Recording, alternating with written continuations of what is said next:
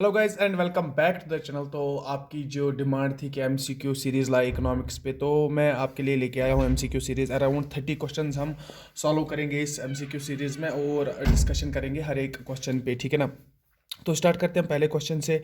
आपको स्क्रीन पे दिख रहा होगा, according to the law of diminishing marginal utility, as the amount of good consumed increase the marginal utility of the good tends to.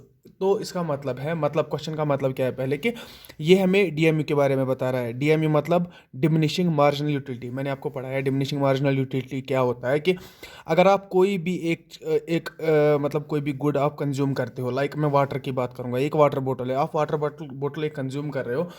जब आपको प्यास लगी होगी, आप जब ये वाटर बोतल कंज्यूम करेंगे तो आपको, लाइक अगर मैं इसके पार्ट्स करूं, इसमें इतने पार्ट्स है वाटर बोतल में।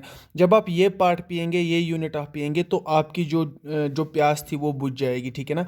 उसके बाद जब आप कंज्यूम करते जाएंगे, जब आप दूसरा कंज्यूम करेंगे, फिर तीसरा कंज्यूम करेंगे, फिर चौथा, फिर पांचवा, तो आपकी जो वो यूटिलिटी है ना इसकी, वो कम होती जाएगी, है कि नहीं। कि आप पहले जब आपने एक सिप लिया, मान के चलो पानी का, तो उससे तो आपकी प्यास बुझ जाएगी, लेकिन उसके बाद उसकी जो यूटिलिटी है ना वो कम होती जाएगी। पहले ज़्यादा होगी, पहले सिप पे ज़्यादा होगी, उसके बाद कम होती जाएगी। तो इसी तरह ये जो डिमिनिशिंग मार्जिनल यूटिलिटी है, ये बताता है किसी भी एक गुड का जब आप कंज्यूम करोगे, पहले इंस्टेंस पे आप तो उसकी यूटिलिटी अच्छी रहेगी, लेकिन उसके बाद उसकी यूटिलिटी डिमिनिश होती जाएगी, जिसको हम मार्जिनल डिमिनिशिंग यूटिलिटी बोलते हैं। और वही क्वेश्चन में बताता है कि according to the law of diminishing marginal utility, इस लॉ के according, as the amount of a good consumed increase, जब हम कोई भी गुड कंज्यूम करते हैं, जब हम इंक्रीज पर यूनिट हम इंक्रीज करते जा रहे हैं, the marginal utility of that good tends to, इसकी मार्जिनल यूटिलिटी पे क्या होता है, आप इधर पे देख सकते हैं, मैंने आपको बताया कि डिक्रीज हो रही है। तो ये था हमारा पहला क्वेश्चन। दूसरे क्वेश्चन पे हम आते हैं। तो दूसरा क्वेश्चन है, private ownership of the means of production is a feature of dash economy, ठीक है। प्राइवेट ओनरशिप हमें किस में देखने को मिलती है? इकोनॉमी को मैंने बताया था, इकोनॉमी में टाइप्स होते हैं। सोशलिस्ट इकोनॉमी मैंने एक टाइप बताया था, कैपिटलिस्ट इकोनॉमी मैंने एक बताया था, और मिक्सड बताया था। सोशलिस्ट बताया था, कैपिटलिस्ट इकोनॉमी बताया था, और मिक्सड इकोनॉमी। मिक्सड हमारा जो है, सोशलिस्ट में क्या होता है भाई, सोशलिस्ट में सोशल वेलफेयर के लिए काम किया जाता है। वो इकोनॉमी जिसमें सोशल वेलफेयर पे ज़्यादा फोकस रहेगा, उसको हम सोशलिस्ट इकोनॉमी बोलते हैं। और उसमें जो भी रोल होता है प्रोडक्शन और डिस्ट्रीब्यूशन का, वो गवर्नमेंट का होता है। और अगर हम कैपिटलिस्ट इकोनॉमी की बात करेंगे, यहाँ पे जो रोल होता है वो प्राइवेट इंडिविजुअल्स का होता है, ठीक है ना, प्राइवेट इंडिविजुअल्स का। तो क्वेश्चन क्या बताता है हमें? प्राइवेट ओनरशिप, मतलब प्राइवेट ओनरशिप की बात चल रही है। Of the means of production जो भी होंगे उनकी private ownership is a feature of, किस किस इकोनॉमी की फीचर है? सोशलिस्ट इकोनॉमी की फीचर है, या तो कैपिटलिस्ट इकोनॉमी की फीचर है, कि मिक्स्ड इकोनॉमी की फीचर है? हाँ सर, आपने बताया। यहाँ पे आप क्लियरली देख सकते हैं कि जो हमारी कैपिटलिस्ट इकोनॉमी है, उसमें ही जो हमारे प्राइवेट इंडिविजुअल्स है, वही उन्हीं के पास ओनरशिप होती है, वही प्रोडक्शन करते हैं, वही सारा कुछ प्राइवेट इंडिविजुअल्स ही संभालते हैं। तो इस हिसाब से हमारा ऑप्शन बी, ऑप्शन ए सही रहेगा, ठीक है। So moving on to the another question, that is, in dash economies all productive resources are owned and controlled by government. अब मैंने पहले तो प्राइवेट, अभी इस यही क्वेश्चन है, मतलब और एक तरीके में। अभी प्राइवेट ओनरशिप की बात चल रही थी, अब गवर्नमेंट की बात चल रही है। आप क्वेश्चन पढ़िए फिर से। इन डैश इकोनॉमीज, किस इकोनॉमी में all productive resources are owned and controlled by government? कहाँ पे गवर्नमेंट कंट्रोल करता है सर? सोशलिस्ट इकोनॉमी में, ठीक है ना। तो इधर पे हमारा ऑप्शन बी सही रहेगा, that is the socialist economy. So the next question is, national income is the, national income क्या है? ऑप्शंस है, net national product at market prices, net national product at factor cost, net domestic product at market price, net domestic product at factor cost. मतलब ये बोलने का मतलब है NNP at, I am sorry, NNP at FC, NNP at market cost, और उसके बाद क्या बताता है? NDP, NDP at FC and NDP at MC, ठीक है ना। यही चार ऑप्शन है। मैंने आपको बताया जब भी हमें नेशनल इनकम मेजर करनी होती है ना, जीडीपी, जब हम नेशनल इनकम को in the form of GDP measure करते हैं। जीडीपी क्यों करते हैं? क्योंकि ग्लोबली हर कोई कंट्री जीडीपी मेजर करती है, ग्रॉस डोमेस्टिक प्रोडक्ट। लेकिन अगर हमें एक्चुअल, हमें अपना जीडीपी देखना होगा, अगर सॉरी नहीं, जीडीपी नहीं, अगर हमें एक्चुअल अपना इनकम देखना होगा ना, नेशनल इनकम, वो हम एनएनपी से देखते हैं, ठीक है ना, एनएनपी से देखते हैं। इतना मैंने बताया था। लेकिन मैंने ये नहीं बताया था कि फैक्टर कॉस्ट से देखते हैं कि मार्केट कॉस्ट से देखता है। आई डोंट रिमेंबर मैंने बताया कि नहीं, लेकिन इतना मुझे शक है कि मैंने आपको ये नहीं बताया कि फैक्टर कॉस्ट पे निकालते हैं हम कि मार्केट कॉस्ट पे। तो इधर पे आप याद रखिए, जब भी हमें नेशनल इनकम कैलकुलेट करनी होगी by means of NNP which is the best method to calculate the national income, तो यहाँ पे हम ऑलवेज फैक्टर कॉस्ट को प्रेफरेंस देते हैं, ठीक है ना। तो इसका आंसर रहेगा हमारा option B, that is net national product at factor cost, ठीक है। So another question is national income in India is estimated by, national income India में एस्टिमेट कौन करता है सर नेशनल इनकम, ये तो हमने पढ़ा है, तो ये इसका ऑप्शन आप सीधे देंगे option B, central statistical organisation यही मेजर करता है हमारा नेशनल इनकम, ठीक है। So moving on to next question, ये एक अच्छा क्वेश्चन दिया मेरे ख्याल से, अभी तक का जो क्वेश्चंस थे ये एक अच्छा क्वेश्चन है, ठीक है। क्या है, how can we arrive at NNP from GNP in national income accounting. National income accounting हमें करनी है, हमें दिया हुआ क्या है, हमें दिया हुआ है जीएनपी, हमें निकालना क्या है एनएनपी, ठीक है ना। जीएनपी दिया हुआ है, हमें जाना है कहाँ पे, एनएनपी, जैसा कि क्वेश्चन में बताता है। क्या बताता है, हाउ कैन वी अराइव, कैसे हम जा सकते हैं एट एनएनपी, एनएनपी पे हम कैसे जा सकते हैं जीएनपी से, फ्रॉम जीएनपी, ठीक है। तो देखिए मैंने आपको ये सिंपलेस्ट तरीके में समझाया था, ठीक है। जैसे ग्रॉस डोमेस्टिक प्रोडक्ट, ये जीएनपी है, ये एनएनपी है। ग्रॉस से हमें नेट पे जाना है, ग्रॉस वैल्यू और नेट वैल्यू मैंने आपको पढ़ाया। ग्रॉस वैल्यू से नेट वैल्यू पे जाने के लिए हमें माइनस डेप्रिसिएशन करना पड़ेगा। जब हम माइनस डेप्रिसिएशन करेंगे ना, ग्रॉस का वैल्यू किस में कन्वर्ट हो जाएगा, नेट में, मतलब जी कन्वर्ट हो जाएगा एन में, N as it is, P as it is, मतलब खाली मुझे डेप्रिसिएशन माइनस करना है। ऑप्शंस देखिए, ऑप्शंस में पहले हम, अब मतलब क्या आंसर मेरा निकला कि अगर मैं जीएनपी को माइनस करूंगा डेप्रिसिएशन, मुझे क्या निकल के आएगा, एनएनपी। ये मेरा आंसर है। अब मैं देखूंगा कि ये आंसर किस में वैलिड रहता है। देखो पहला ऑप्शन है जीएनपी प्लस डेप्रिसिएशन, नहीं गलत है। जीएनपी माइनस इनडायरेक्ट टैक्सेस, नहीं गलत है। जीएनपी माइनस डेप्रिसिएशन, एग्जैक्टली यही आंसर है हमारा, ऑप्शन सी हमारा आंसर होगा, ठीक है ना। So the next question is which of the following is deduced from GNP to arrive at NNP। अभी हमें आना है NNP पे, तो हमें GNP में से कुछ माइनस करना है। deduced बता रहा है ना, which of the following is deduced from NNP, sorry GNP, ठीक है ना। मैं GNP इधर पे लिखूंगा, GNP में से मुझे कुछ माइनस करना है, वो तो बाद में देखेंगे क्या करेंगे। तो अराइव एट NNP, पहुंचना किधर पे है, मुझे NNP पे सर, ठीक है। NN सेम है, PP सेम है, इसके साथ तो मुझे छेड़ना ही नहीं है। अब फिर से ग्रॉस से मुझे नेट पे आना है, यही क्वेश्चन है, ठीक है ना। ग्रॉस से मुझे नेट पे आना है, फिर से मैं माइनस डेप करूंगा, ठीक है ना, माइनस डेप्रिसिएशन ये करूंगा। तो इसमें से आंसर ये मुझे वहां से बताता है कि डिड्यूस करना है। अब डिड्यूस क्या करना है, डेप्रिसिएशन करना है, इंटरेस्ट करना है, टैक्स करना है कि सब्सिडी, सर डेप्रिसिएशन करना है। तो ऑप्शन ए करेक्ट हो जाएगा। नेक्स्ट क्वेश्चन है द 100 रुपी करेंसी नोट की बात कर रही है, नोट की, in India is signed bye.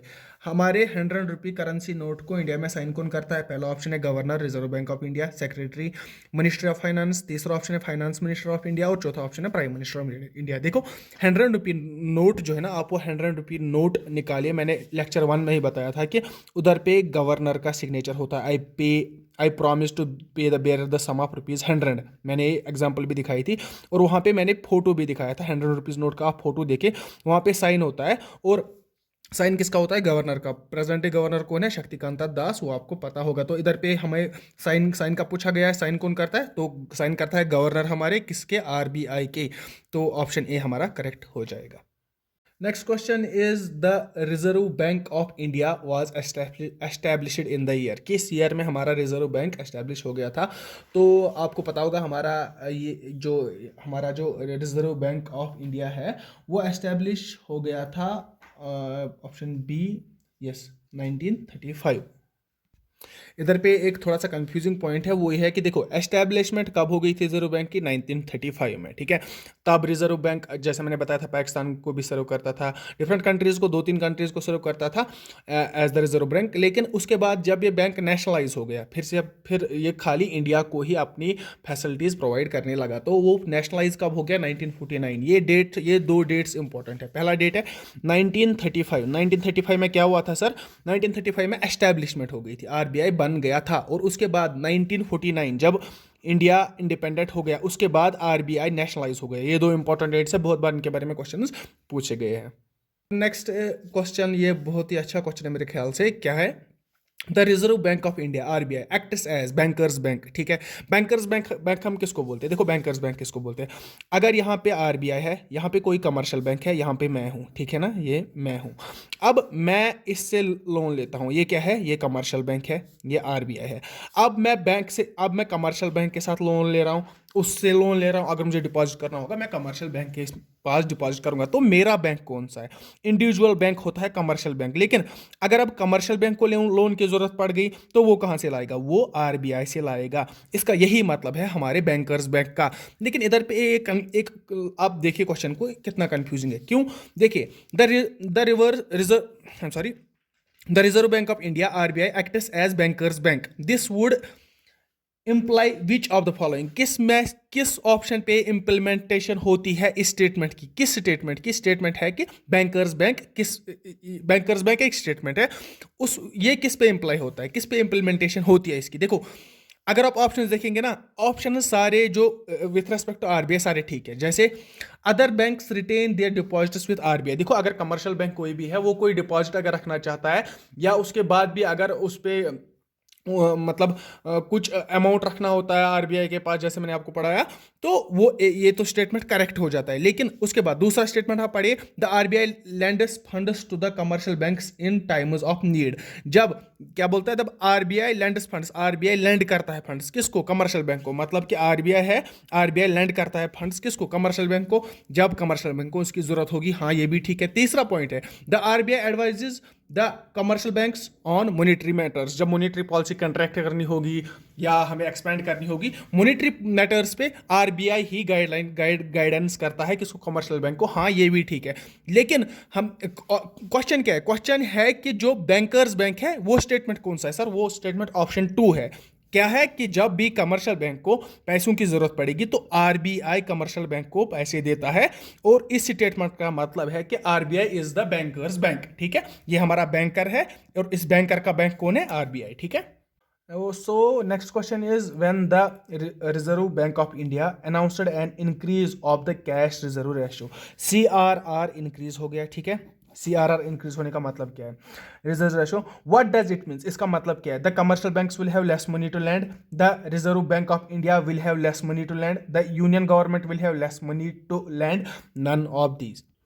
तो यहाँ पे पहले हम देखेंगे कि सीआरआर का मतलब क्या होता है। कैश रिजर्व रेशो वह रेशो होता है जो किसी अमाउंट का एक कमर्शियल बैंक को आरबीआई के पास रखना होता है। अब आरबीआई क्या काम करता है? आरबीआई सीआरआर को इंक्रीज करता है। वो बोलता है बैंक्स को कि आप ज्यादा पैसे मेरे पास रखो। अब जब आरबीआई के आसमान के चलो, कमर्शियल बैंक के पास 100 रुपीज़ है, आरबीआई तो ये क्या कर रहे थे? देखो देखो, मैं सिचुएशन बताऊंगा। मैं केस फर्स्ट बनाऊंगा इसका एंड केस सेकंड बनाऊंगा इसका, ठीक है। दोनों में 100 रुपीज़ है मेरे पास। कमर्शियल बैंक, मैं कमर्शियल बैंक हूँ, मेरे पास 100 रुपीज़ है। अब यहाँ पे मेरा बाप आरबीआई बैठा है, ठीक है। आरबीआई ने बताया आप मुझे अभी सीआरआर 20 रुपीज़ ही दे दो, तो आप 80 रुपीज़ जो आपके पास है वो आप पब्लिक को दे दो, ठीक है। अब दूसरे केस में क्या होता है कि आरबीआई क्या करता है? सीआरआर को इंक्रीज करता है। सीआरआर को इंक्रीज करता है, वो बोलता है भाई आप 50 रुपीज़ मेरे पास रखो, आरबीआई के पास 50 रुपीज़ रखो। तो मेरे पास, मैं कमर्शियल बैंक हूँ, मेरे पास खुद के पास कितना बचा? 50 रुपीज़, क्योंकि मेरे पास टोटल 100 है। तो अब मेरे पास खाली यही 50 रुपीज़ है जो मैं पब्लिक में बांट सकता हूँ, ठीक है ना। अब इसका, अब आप देखिए options, the commercial banks will have less money to lend. हाँ, ये यही ऑप्शन सही है कि कमर्शियल बैंक्स के पास कम पैसा होगा लोगों में बांटने के लिए। जब कैश रिजर्व रेशियो जब ज़्यादा होगा तब कमर्शियल बैंक्स के पास ऑब्वियसली कम पैसा होगा लोगों में बांटने के लिए। फिर हम दूसरे ऑप्शन पढ़ते हैं, reserve bank of India will have less money, इसके साथ तो कोई लेना देना ही नहीं है। The union government will have less, union government के साथ सीआरआर और यूनियन गवर्नमेंट का तो कोई ताल्लुकात ही नहीं है। उसके बाद of this, so option A will be correct. So the next question is, in India the repo rate is announced by, repo rate announce कौन करता है? Sir, repo rate announce option है the minister of finance, the prime minister of India, the reserve bank. Option C correct हो जाएगा, the reserve bank of India. ये मैंने आपको बताया नहीं है, तो इधर पे आप ये पॉइंट डाउन कीजिएगा कि जो रिजर्व बैंक ऑफ इंडिया है वही अनाउंस करता है रेपो रेट, ठीक है ना। एक बार मैं आपको रिपीट करना चाहता हूँ कि रेपो रेट क्या होता है। रेपो रेट होता क्या है? रेपो रेट वो एक परसेंटेज होता है, वो एक अमाउंट होता है, कि वो एक परसेंटेज होती है, ठीक है, जिसपे कि आरबीआई पैसे देता है कमर्शियल बैंक्स को, ठीक है ना। अगर कमर्शियल बैंक को पैसों की ज़रूरत होगी तो आरबीआई इसको पैसे प्रोवाइड करेगा। ऑन किस पे? ऑन इंटरेस्ट बेसिस पे। ऑन किस पे? उसको बोलते हैं रेपो रेट, ठीक है ना। और ये क्या क्वेश्चन क्या था, रेपो रेट अनाउंस कौन करता है, ये खुद आरबीआई डिसाइड करता है, ये आरबीआई ही डिसाइड करता है कि मैं किस रेपो रेट पे कमर्शियल बैंक्स को लोन प्रोवाइड करूंगा या पैसे प्रोवाइड करूंगा। यहाँ पे एक और क्वेश्चन है, which one of the following rates is the rate at which banks park there funds with the central bank. अब दो बैंक, एक बैंक है कमर्शियल बैंक, इसको पैसे देने हैं, इसको पैसे जमा करने हैं ना, डिपॉजिट करने हैं या जमा करके सेव करके रखना है कहाँ पे, आरबीआई में, ठीक है ना। अब ये कमर्शियल बैंक है, इसको पैसे डिपॉजिट करने हैं आरबीआई में। क्या बोलता है, which of the following rates is the rate at which banks park there, रखते हैं, क्या रखते हैं, funds with the central bank. Central bank के पास ये कुछ फंड्स रखते हैं, ये किस रेट पे रखते हैं। देखो मैंने रेपो रेट भी बताया था, मैंने रेपो रेट के बारे में बताया था, जब आरबीआई लोन देगा कमर्शियल बैंक्स को वो रेपो रेट पे देता है, जब कमर्शियल बैंक्स पार्क करेंगे या लोन देंगे आरबीआई को वो रिवर्स रेपो रेट होता है। तो यहाँ पे हमारा ऑप्शन डी हमारा करेक्ट हो जाएगा, क्वेश्चन नंबर 90 ऑप्शन डी हमारा करेक्ट हो जाएगा, that is the reverse repo rate. तो ये थे हमारे कुछ क्वेश्चन जो कि national level exams like SSC, NDA, UPSC से आए थे। एसएससी, एनडीए, यूपीएससी से क्वेश्चंस आए थे, वो मैंने यहाँ पे आपके साथ डिस्कस किए। तो मैं अब आपको दिखाता हूँ कि जेकेएसएसबी, मतलब क्या ही बताऊँ आपको, जेकेएसएसबी के कुछ क्वेश्चंस मैं दिखाऊंगा तो आप खुद ही इमेजिन कर सकते हैं कि जेकेएसएसबी किस टाइप के क्वेश्चंस पूछता है। तो हम कुछ क्वेश्चंस डिस्कस कर लेते हैं। यहाँ पे अगर मैं जेकेएसएसबी की बात करूँ, ये तो इकोनॉमिक्स से ज़्यादा हमारे हिस्ट्री के क्वेश्चंस पूछते हैं, इकोनॉमिक्स के क्वेश्चंस नहीं होते, हिस्ट्री के क्वेश्चंस पूछते हैं जितना कि मैंने देखा। तो हमारा क्वेश्चन है जेकेएसएसबी के, ठीक है, जेकेएसएसबी में जेकेएसएसबी क्या क्या पूछता है। देखो पहला क्वेश्चन है, the gram panchayat have been mandated for the preparation of gram panchayat development plans. जिस तरह हमारे 5 ईयर प्लान्स थे, इसी तरह ग्राम पंचायत में भी मैंडेटेड किया गया था कि आप ग्राम पंचायत डेवलपमेंट प्लान्स बनाएं। The people's plan GPDP for 220 to 221 was initiated under. इसमें आपको मार्क करके भी दिया होगा, मुझे अब ज़्यादा बोलने की ज़रूरत नहीं है, ये आपको हिस्ट्री याद रखनी है, इसको मैं क्या ही एक्सप्लेन करूंगा। सबकी योजना सबका विकास इसका आंसर है। दूसरा क्वेश्चन है, in October 2018 who was appointed as the chief economist of the International Monetary Fund। IMF का जो हमारा चीफ इकोनॉमिस्ट है वो किसको सिलेक्ट किया गया था। अगेन ये क्वेश्चन आया था, देखो आप किस तरह के क्वेश्चन को देखिए, इन अक्टूबर 2018 की बात चल रही है, एग्जाम हो रहा है 2019 में, तो ये 1 ईयर पहले जो भी चेंजेस हुए हैं ना उनके बारे में पूछता है। लाइक अगर इससे पहले हमने देखा था GDPD या ग्राम पंचायत डेवलपमेंट प्लान के बारे में क्वेश्चन पूछा गया था, वो भी 2020 के बारे में पूछा गया था। 1 मिनट। तो यहाँ पे मैं इसी तरह यहाँ पे ये जो दूसरा क्वेश्चन है ये भी हिस्ट्री के बारे में है कि ये मतलब करंट इवेंट्स के बारे में क्वेश्चन ये रिलेट होता है, एक तो इकोनॉमिक्स और करंट इवेंट्स में रिलेट होता है। इकोनॉमिक्स का क्वेश्चन है लेकिन करंट इवेंट्स में भी आता है। क्या है, in October 2018 who was appointed as the chief economist of the International Monetary Fund IMF। तो इसका आंसर है ऑप्शन बी, गीता गोपीनाथ। या आपको याद रखने की जरूरत नहीं है, ये नहीं पूछा जाएगा। अगर आप करंटली याद रखिए कि करंटली कौन सा है, आप प्रीवियस ईयर का याद रखिए कि प्रीवियस अभी 2023 चल रहा है, आप देखिए कि IMF जो हमारी है उसका चीफ इकोनॉमिस्ट कौन है वो नाम याद रखिएगा। आप देखिए प्रीवियस कौन था वो ये नाम याद रखिएगा, मे भी पूछ सकते हैं क्योंकि जेकेएसएसबी यही सब टारगेट करता है। अब और एक क्वेश्चन है, who is considered the founder of micro economics, और उसी के साथ दूसरा question, who is considered the father of modern macro economics. Micro economics and macro economics. Micro economics आपको पता है एडम स्मिथ, इसने एक बुक भी लिखी है इस पे, एन करेन द वेल्थ ऑफ नेशंस, वो एक है। और अगर हम मैक्रो इकोनॉमिक्स की बात करेंगे तो जॉन काइनेज, ऑप्शन बी सही रहेगा। तो नेक्स्ट क्वेश्चन है, the central role of market is to determine. Market determine क्या करता है, मार्केट क्या डिटरमाइन करता है, मार्केट डिटरमाइन करता है प्राइस, ठीक है। अब क्वालिटी भी डिटरमाइन करता है, क्वांटिटी भी डिटरमाइन करता है, क्वालिटी भी डिटरमाइन करता है, लेवल ऑफ इनकम भी डिटरमाइन करता है और प्राइस ऑफ गुड्स भी डिटरमाइन करता है। लेकिन इधर पे क्वेश्चन में लिखा गया है the central role. Central role मतलब प्राइमरी रोल क्या है मार्केट का। जब आप मार्केट में कोई भी देखो, अगर कोई भी चीज़ मार्केट में है, इसका प्राइस कैसे डिसाइड होता है, इसका प्राइस बाय डिमांड से डिटरमाइन होता है ना, मार्केट फोर्सेस से डिटरमाइन होता है ना, तो मार्केट ही डिसाइड करता है ना, ये मैंने आपको अच्छे से समझाया। अब और एक क्वेश्चन है, the branch of economics concerned with the overall performance of the economy is called. Overall performance of economy, overall performance of economy में मैं बताऊंगा, लाइक एजुकेशन है, लाइक पुअर्टी है, लाइक लिटरेसी रेट है, ये एक मेजर कंसेप्ट है, ये जो पूरे कंट्री को टारगेट करेंगे क्वेश्चन में पूछ रहा है ना, the branch of economics concern with the overall performance of economy is known as, उसको हम क्या बोलते हैं, उसको हम मैक्रो इकोनॉमिक्स बोलते हैं, ठीक है। इसको हम मैक्रो, माइक्रो की जब हम बात करेंगे उधर पे हम इन्फ्लेशन देखते हैं क्या है, उधर पे हम ऐसे ही मतलब हाउस होल्ड थिंग्स देखते हैं क्या है, पर कैपिटा इनकम देखते हैं कि वो क्या है, ये सारी माइक्रो में आती है। लेकिन जब हम ओवरऑल देखेंगे ना एक कंट्री में क्या चल रहा है, उसका एजुकेशन लेवल क्या है, लिटरेसी लेवल क्या है, पॉवर्टी लेवल क्या है, एचडीआई क्या है, ये सारी चीजें हमारी आती है मैक्रो इकोनॉमिक्स में, ठीक है ना। तो इसका आंसर रहेगा ऑप्शन बी, मैक्रो इकोनॉमिक्स। और एक क्वेश्चन है, the branch of economics concern with the behaviour of market firms and house hold, फिर से फर्म्स की बात हो रही है, हाउस होल्ड की बात हो रही है, तो ये क्या, ये किस में आएगा, ये हमारे आएगा माइक्रो इकोनॉमिक्स में।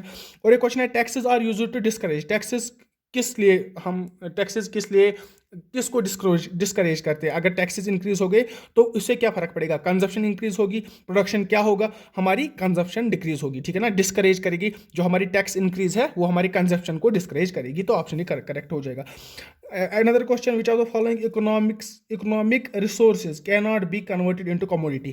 अब पहले बताओ मुझे कमोडिटी क्या होता है। कमोडिटी वो एक चीज़ है, कोई भी चीज़ आपके पास जो आप इंटरचेंज कर सकते हैं, लाइक अगर आपके पास मनी है, कैपिटल है, इस मनी से आप लैंड ले सकते हैं, अगर आपके पास लैंड है, लैंड से आप कैपिटल ले सकते हैं, या लैंड से आप मनी ले सकते हैं, मतलब जो कि इंटरचेंजेबल होगा उसको हम कमोडिटी बोलते हैं। अब क्वेश्चन क्या है, which are the following economic resources can not be converted into commodity, commodity में हम किसको कन्वर्ट नहीं कर सकते, लैंड को कमोडिटी में कर सकते हैं, हाँ सर, लैंड एक कमोडिटी है जिसको लैंड को हम कन्वर्ट कर सकते हैं, लैंड को हम पैसे में कन्वर्ट कर सकते हैं, लेबर को कर सकते हैं, कैपिटल को कर सकते हैं, हाँ कैपिटल से हम लैंड ले सकते हैं, कैपिटल से हम कोई एसेट ले सकते हैं अपने लिए, लेकिन जो हमारा लेबर है वो क्या कन्वर्ट हो सकता है, नहीं, वो नहीं हो सकता, ऑप्शन सी हमारा करेक्ट हो जाएगा। Who among the following represented the union budget of 10 July on 10 जुलाई 2014 में हमारा यूनियन बजट जो पेश होता है वो किसने किया था, तो यहाँ पे हमारा ऑप्शन, तो इसका आंसर हमारा ऑप्शन डी अरुण जेटली सही रहेगा। तो जो आपने देखा कि देखो, अगर आप पहले जो मैंने क्वेश्चंस दिखाए थे, पहले 10-12 क्वेश्चंस या 15 क्वेश्चंस, वो सारे कंसेप्ट्स के रिलेटेड क्वेश्चंस थे, वो जेन्युइन क्वेश्चंस थे। अगर यूपीएससी के क्वेश्चंस या एसएससी के क्वेश्चंस आप देखोगे, एनडी के क्वेश्चंस देखोगे या डब्ल्यूसीडी के क्वेश्चंस देखोगे, वो सारे कंसेप्चुअल फैक्चुअल बेस्ड क्वेश्चंस थे। लेकिन जो एसएसबी पूछ रहा है ना, आप देखिए ये करंट इवेंट्स को टच कर रहा है, ठीक है ना, ये करंट इवेंट्स साथ साथ चल रहा है। लाइक अगर बजट पेश होने वाला है, तो अगर लास्ट ईयर का बजट जो पेश हुआ उसमें से प्रोड्यूस किसने किया, ये बात आपको याद रखनी है। अगर आरबीआई में कोई चेंज हो गई लास्ट ईयर में या लास्ट 2 ईयर्स में कोई चेंज हो गई, वो आपको मेंशन या नोट डाउन कहीं ना कहीं तो पे करनी ही करनी है, वो आपको पूरा ज़रूरी याद रखना है। यहाँ पे कहीं पे भी आपने कंसेप्चुअल क्वेश्चन, मेरे ख्याल से जेके एसएसबी उतने कंसेप्चुअल क्वेश्चन नहीं पूछता है, हमेशा टारगेट करता है किसको, करंट इवेंट्स को। तो आई रिकमेंड कि आप करंट इवेंट्स देखिए, आप करंट इवेंट्स में देखिए आरबीआई में कोई चेंज मत हुई, आप करंट इवेंट्स में देखिए कि मॉनेटरी पॉलिसी या फिजिकल पॉलिसी या इस तरह की कोई चेंज, कोई भी माइनर चेंज भी अगर होगी वो भी आप नोट डाउन कीजिए। डेफिनेटली जेकेएसएसबी उसी को टारगेट करता है। I wish you best of luck in the examinations and thanks for watching this video. Good bye and take care.